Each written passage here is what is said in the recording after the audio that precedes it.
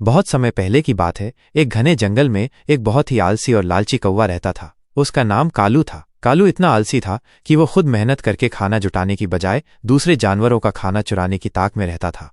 वो अपनी चालाकी पर बहुत घमंड करता था और सोचता था कि वो जंगल के सभी जानवरों में सबसे चतुर है। उसी जंगल में एक छोटी सी लेकिन बहुत मेहनती गिलहरी रहती थी जिसका नाम मिनी था। मिनी सुबह सूरज उगने से पहले उठ जाती थी और अपने परिवार के लिए दिन भर फल, जामुन और मेवे इकट्ठा करती थी। वो एक एक दाना चुनकर लाती और अपने बिल में संभाल कर रखती थी ताकि मुश्किल समय में उनके पास खाने की कमी न हो।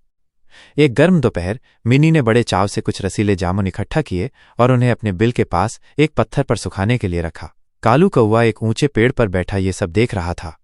जैसे ही मिनी जामुन की रखवाली छोड़कर पानी पीने नदी पर गई, कालू तुरंत नीचे आया। उसने अपनी चोंच में सारे जामुन भरे और खुशी खुशी कांव कांव करता हुआ उड़ गया। जब मिनी वापस आई और अपनी मेहनत का फल गायब पाया तो उसकी आंखों में आंसू आ गए। वो समझ गई कि ये काम कालू कौवे का है क्योंकि वो अक्सर ऐसा करता था। अगले दिन मिनी ने कुछ मीठे बादाम और अखरोट सुखाने के लिए रखे।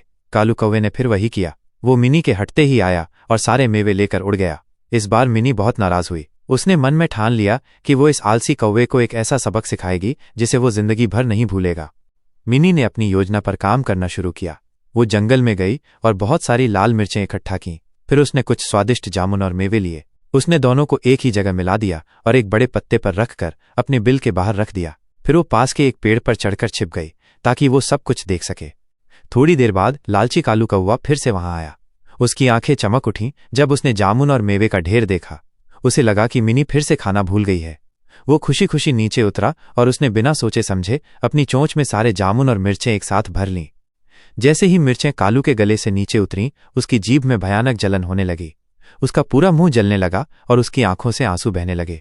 वो कांव कांव चिल्लाने की कोशिश कर रहा था लेकिन उसके मुंह से दर्द भरी चीखें निकल रही थीं।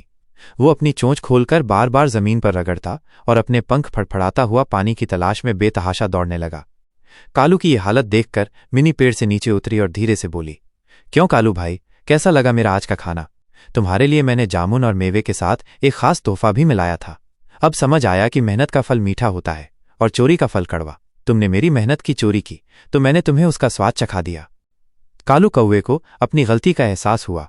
वो बहुत शर्मिंदा हुआ और मिनी के पैरों में गिरकर माफी मांगने लगा। उसने वादा किया कि वो अब से कभी किसी का खाना नहीं चुराएगा और हमेशा खुद मेहनत करके ही खाएगा। उस दिन के बाद से कालू एक मेहनती कौवा बन गया। वो रोज सुबह मिनी की तरह खाना इकट्ठा करने लगा और दूसरे जानवरों की मदद भी करने लगा। कालू को देखकर जंगल के सभी जानवर खुश हुए और सबने कहा, सच है, जैसी करनी वैसी भरनी।